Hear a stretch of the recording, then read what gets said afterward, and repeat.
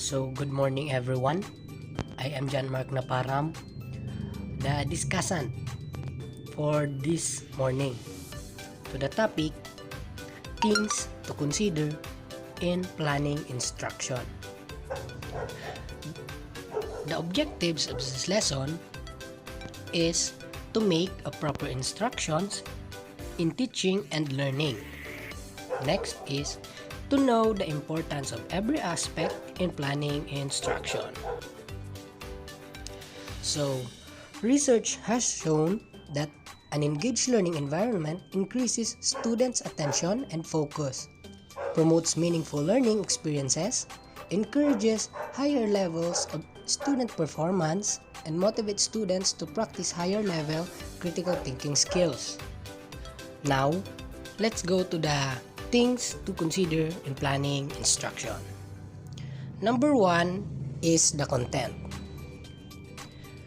Content comprises the knowledge, concept, and skills that students need to learn based on the curriculum. Differentiating content includes using various delivery formats such as video, readings, lectures, or audios. Now, why content is important? It creates supportive settings, modeling desired outcomes, assigning appropriate tasks, and offering timely feedback can help teachers develop and implement strategies that support students. So, ang pagtiyak na naiintindihan ng lahat ng mag-aaral at mailalapat ang content o nilalaman na nauugnay sa gawain ay nangangahulugan na ang mga mag-aaral ay gumagawa ng mga pakipakinabang na koneksyon sa pagitan ng kanilang mga nakaraang karanasan sa pag-aaral at sa nakatalagang gawain. And it also enables students to use and enjoy their learning experiences. They enhance students' responsibility to become caring people and teach students to believe and respect others. Also, to contribute the well-being of their community. It also gives students the opportunity to learn how to acquire and discover new information. So, number 2 is the objectives. In education, learning objectives are brief statements that describe what students will be expected to learn by the end of the school year, course, unit, lesson, project, or class period. In many cases, learning objectives are the interim academic goals that teachers establish for students who are working towards meeting more comprehensive learning standards. So now, why is it important? Articulating learning objectives helps instructors to select and organize course content and determine the types of assessment and learning activities to build for a course.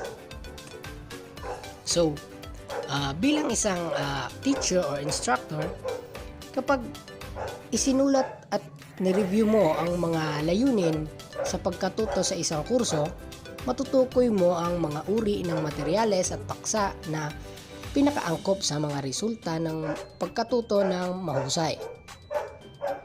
Sa mahusay na tinukoy na aksyonan ng mga layunin sa pag-aaral ay may kakayahang mabilis na i-filter ang mga teksto o aktibidad na hindi angkop sa kurso. So, number 3 is the classroom. A classroom or a schoolroom is a learning space in which both children and adults learn. The classroom provides a space where learning can take place uninterrupted by outside distraction. So now, the importance of classroom. Classroom teaching inculcates conflict resolving skills, presentation skills when it comes to presenting their ideas confidently in front of their peers, develop team spirit, and teaches them to get along with those from different cultural backgrounds. Ngayon, ang sistema ng pamamahala sa silid-aralan or sa classroom ay epektibo dahil pinapataas ng mga ito ang mga tagumpay, ng mga mag-aaral sa pamamagitan ng paglikha ng maayos na kapaligiran or the environment inside the classroom. Napapahusay sa mga kasanayan at kakayahan sa akademiko ng mga mag-aaral, pati na rin ang kanilang panlipunan at emosyonal na pag-unlad. So, number 4 is the environment. Classroom environment is a blend of social, emotional, and instructional elements of your class. Research shows that many aspects of your classroom environment can affect students' motivation, and that students who are more motivated put more effort into learning activities.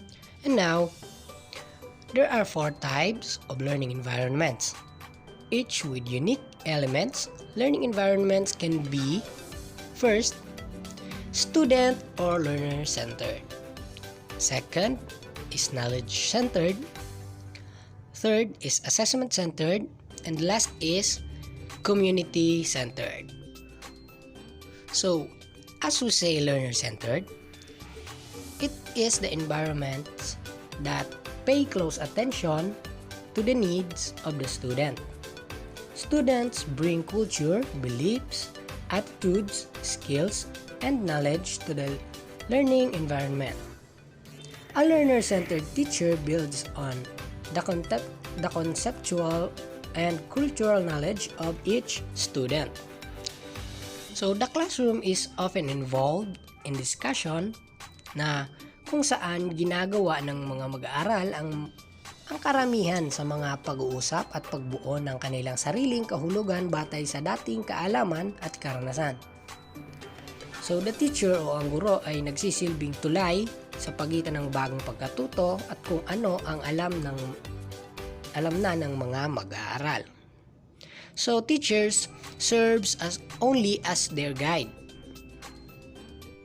Next is the knowledge-centered environment.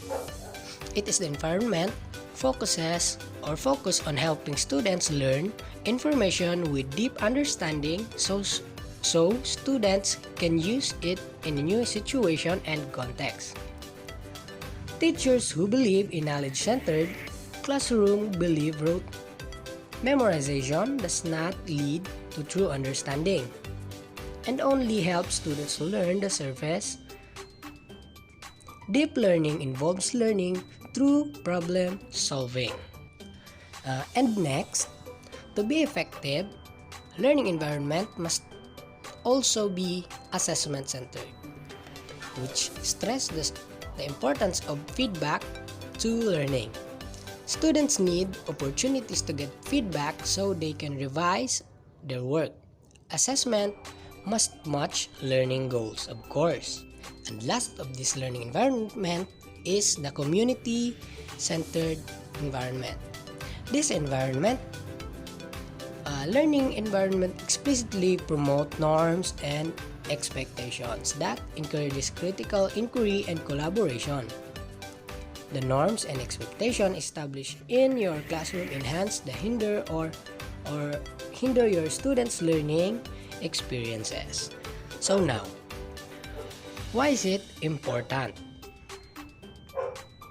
Classroom behavior and classroom communities are very cohesive components of classroom management.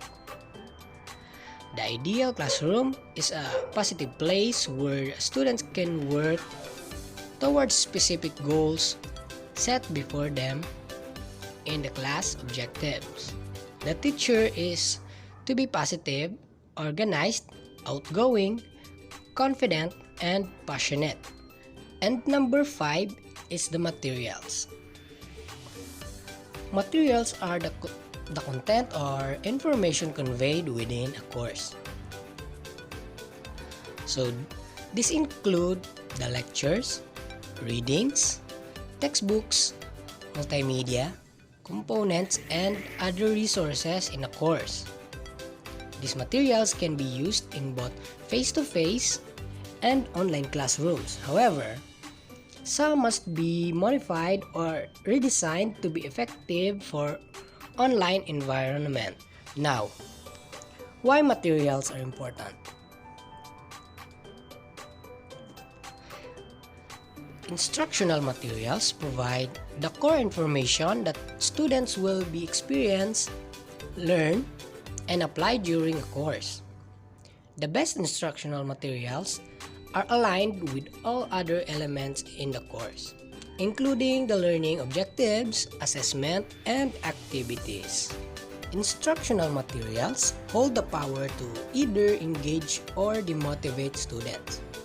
This is especially true for online classes or online courses or classes, which rely on a thoughtful and complete collection of instructional materials that students will access, explore, absorb, and reference as they proceed in a course.